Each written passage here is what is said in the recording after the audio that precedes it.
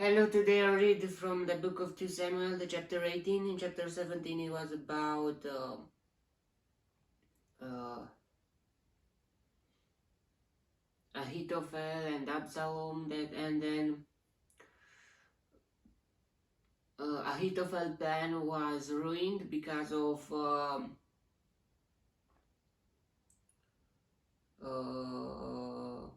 Hushai the Archite uh, gave another advice to Absalom, and he believed in Hushai, and when Ahithophel saw that, he hanged himself, and yeah, it was very weird.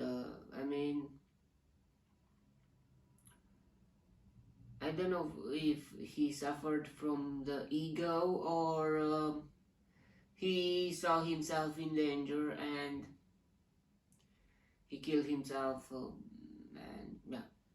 Okay, now let's see what's happening in the chapter 18. David mustered the men who were with him and appointed over them commanders of thousands and commanders of hundreds.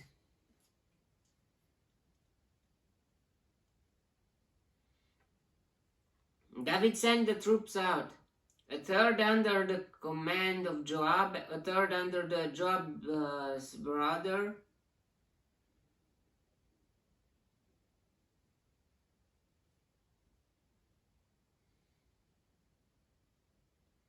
Abishai, son of Zeruiah,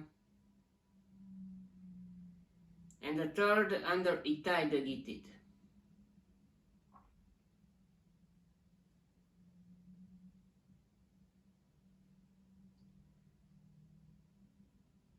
The king told the troops, I myself will surely march out with you. But the men said, you must not go out. If we are forced to flee, they won't care about us. Even if half of us die, they won't care. But you are worth 10,000 of us.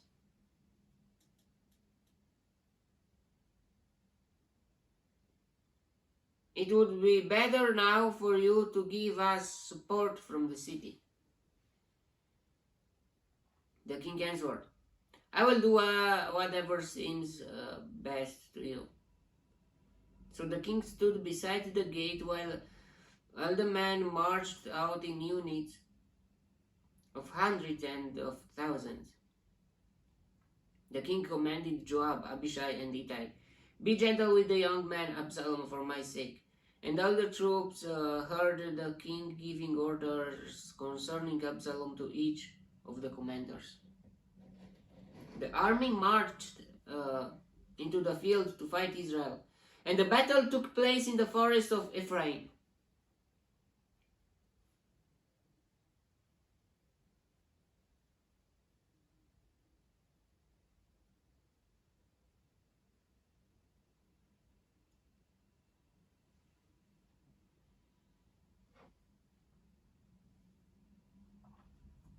There the army of Israel was defeated by David's men, and the casualties that day were great.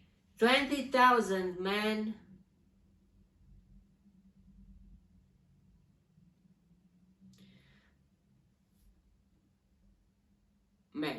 the battle spread out over the whole countryside, and the forest claimed more lives than that day than the sword. Wow. The forest claimed more lives than the sword. So it was a very weird forest. Now Absalom happened to meet David's man. He was riding his mule.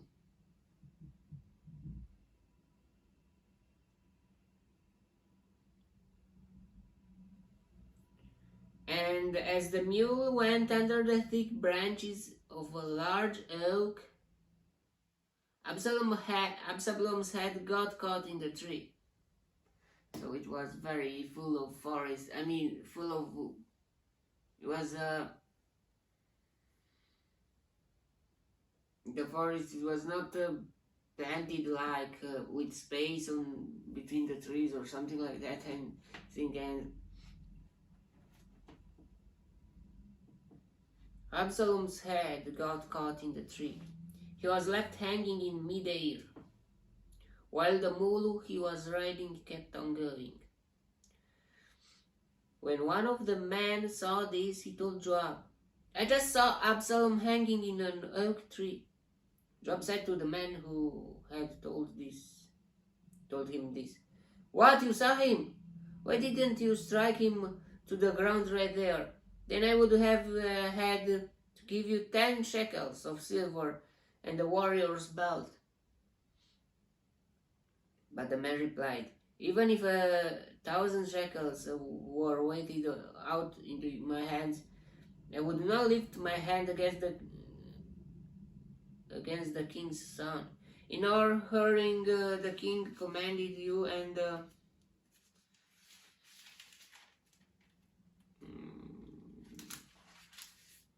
Abishai and Ittai. Protect the young man Absalom for my sake, and if I had put my life in jeopardy and nothing is hidden from the king, you would have kept your distance from me." Joab said, "I'm not going to wait like this for you." So he took 3 javelins in his hand. What are those? I don't know.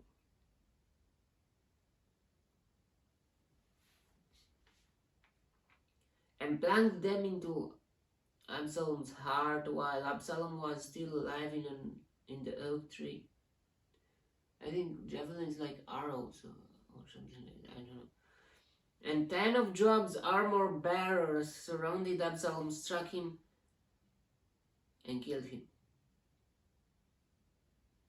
Then Joab sounded the trumpet, and the troops stopped pursuing Israel, for Joab halted them.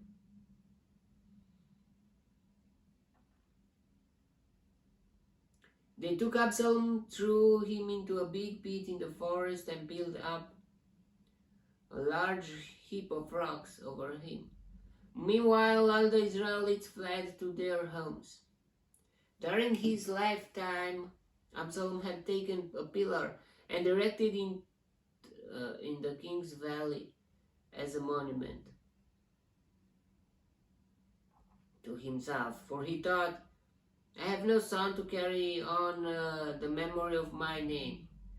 He named the pillar after himself, and it is called Absalom's monument to this day. Wow, very weird. I mean, yeah.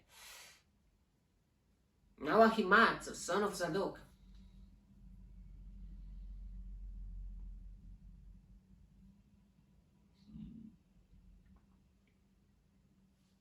said, "Let me run and take the news to the king that the Lord has delivered him from the hand of his enemies." "You are not the one to take the news today," Joab told him. "You may take the news another time, but you must not do so today, because the king's son is dead."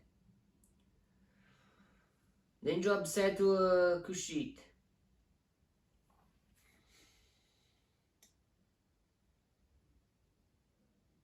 "Go tell the king what you have seen." The Cushite bowed down before Joab and ran out. Ahimaaz, son of Zadok, again said to Joab, "Come what may, please let me run behind the Cushite." But Joab replied, "My son, why do you want to go? You don't have any news that will bring you a reward." He said, "Come what may, I want to run." So Joab said, "Run." Then Ahimaaz ran by way of the plain and outran the Cushite. While David was sitting between the inner and outer gates, the watchman went up to the roof of the gateway by the wall. As he looked out, he saw a man running alone. The watchman called out to the king and reported it. The king said, "If he is alone, he must have good news." And the man came closer and closer. Then the watchman saw another man running, and he called down to the gatekeeper, "Look, another man running alone." The king said, "He must be bringing good news too." The watchman said, "It seems to me that the first one runs like Ahimaaz, son of Zadok. He's a good man," the king said. "He comes with good news." Then Ahimaaz called out to the king, "All is well." He bowed down before the king with his face to the ground and said, "Praise be to the Lord your God. He has delivered up the men who lifted their hands against my lord the king." The king asked, "Is the young man Absalom safe?" Ahimaaz answered, "I saw great confusion just as Joab was about to send the king's servant and me, your servant, but I don't know what it was." I think he knew, but he didn't want to tell the news because uh, that would make David angry and sad.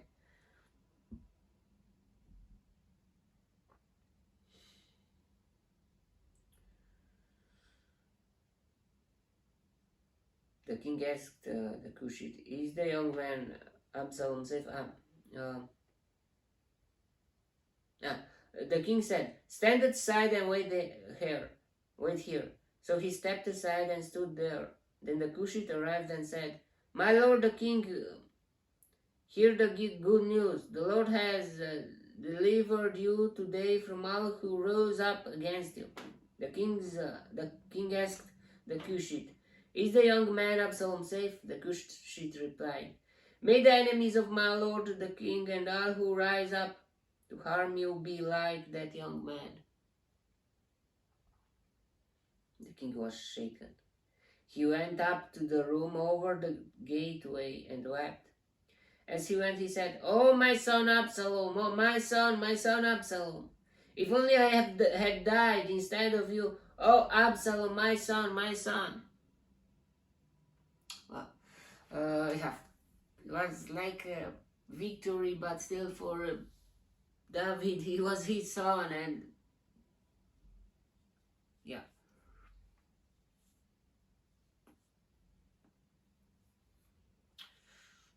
It's very weird. I mean, uh, there was nothing better. I mean, if they would be defeated, it was no good. It like here, if they are victorious, it's not good either because Absalom died, and uh, David was very weird. I mean, he hold uh,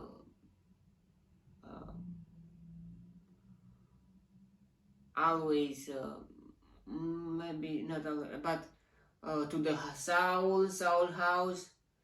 He had a good heart, and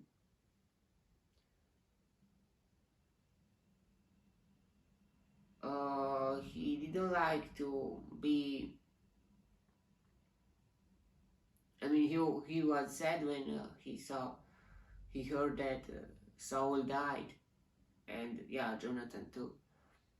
And now, when they are victorious against the other rivals,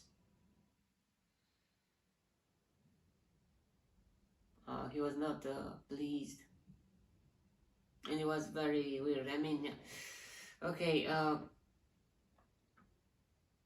yeah, it's a morality too there, but it's still weird. I mean,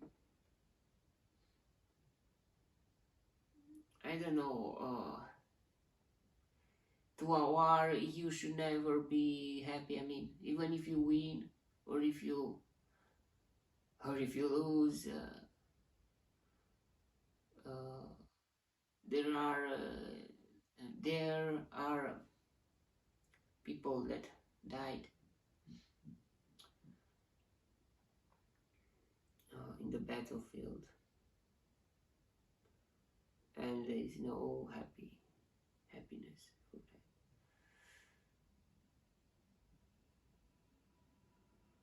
But still, it's very weird. Okay, that was a chapter. Job killed Absalom. He didn't like the thinking about what David had thought, because was his son, and yeah, but for protection of the country and for the, yeah, he should be killed, Absalom, to win the fight. And yeah,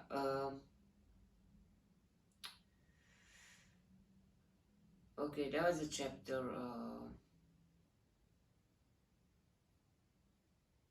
May the God bless me, protect me, and delight me in the next chapter too. And if you want, you will see me there too. God bless you all, and goodbye.